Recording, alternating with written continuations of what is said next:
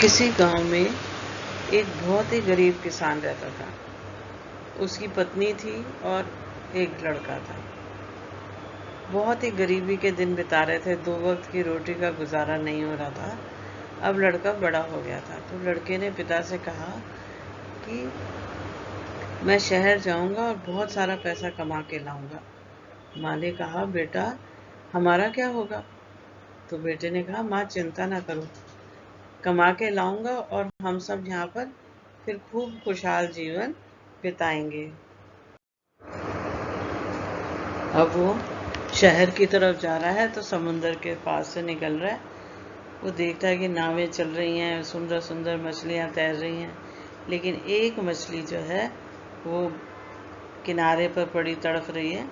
तो वो सोचता है कि इसको उठा के मैं समंदर में डाल देता हूँ। अब वो मछली को उठाता है और समुंदर में फेंकता है और आगे बढ़ जाता है। मछली को फेंककर वो आगे निकलता है, लेकिन पीछे से उसे लगता है कि आवाज़ें आ रही हैं, कोई उसको बुला रहा है, पर उसे कोई मुड़ता है, दिखाई नहीं देता। फिर से उसको आवाज़ें आती हैं, फिर मुड़ता है तो देखता है एक जलपरी है, वो उसको आवाज़ें दे रही है। तो वो पास जाता है तो जलपरी कहती है, तुमने मेरी जान बचाई है, इसके लिए बहुत बहुत धन्यवाद और मैं तुमसे बहुत खुश हूँ। तो लड़का कहता है, तुम्हारे पास तो इतनी ताकत होती है, मैंने तुम्हारे पास कैसे तुम्हारी जान बचा दी? तो उसने कहा कि जब हम मिट्टी में होते हैं ना तब हमारे पास कोई ताकत नहीं होती, जब हम पानी में होते हैं तभी हमारे पास ताकत थी। तो इसलिए जब मैं मिट्टी में थी तुमने मुझे पानी में डाला तो मुझ में ताकत आई, नहीं तो मैं मर ही जाती। तो मैं तुम्हें इसके लिए बहुत बहुत शुक्रिया अदा करती हूँ।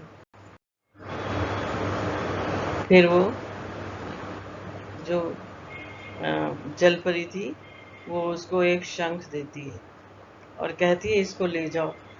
उसने कहा, इस शंख का मैं क्या करूँगा? उसने कहा, ये शंख जादुई है, इसके अंदर पशु पक्षी जो भी बातें करते हैं उसको आपको समझ में आता है कि वो क्या बातें कर रहे हैं, इससे आपको बहुत फायदा होगा। वो शंख ले लेता है और आगे चलता है। अब वो चलते चलते एक गार्डन में आ जाता है।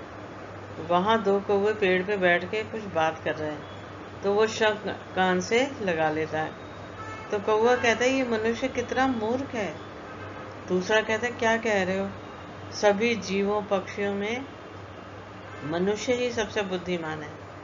उसने कहा, देखो पोखर पे इतने सारे पत्थर हैं, सब पैर उस पर रख के चले जाते हैं, वो सोने की ईंटें हैं, उसमें मिट्टी जम गई है, लेकिन किसी को पता ही नहीं है।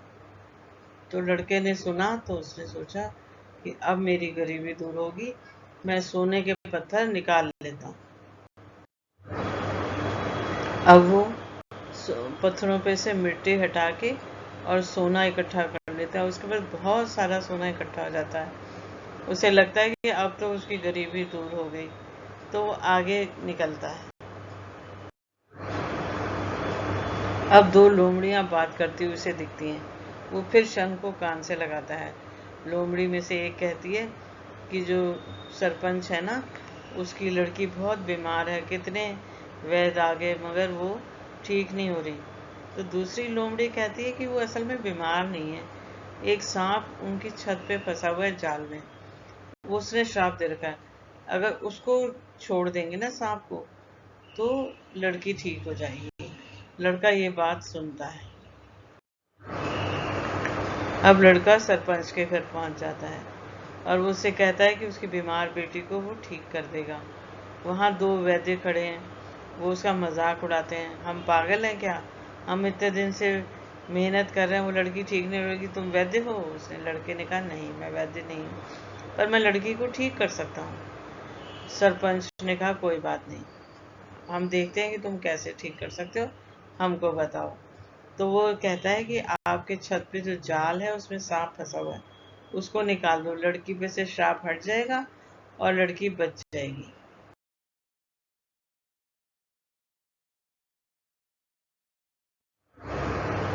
अब सांप पे से जाल हटा दिया जाता है और सांप निकल के चला जाता है।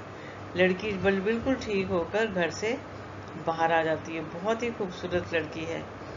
तो जो सरपंच है वो लड़के से बहुत खुश है, तो वो उसको कुछ दिन बाद उसकी शादी अपनी लड़की से कर देता है।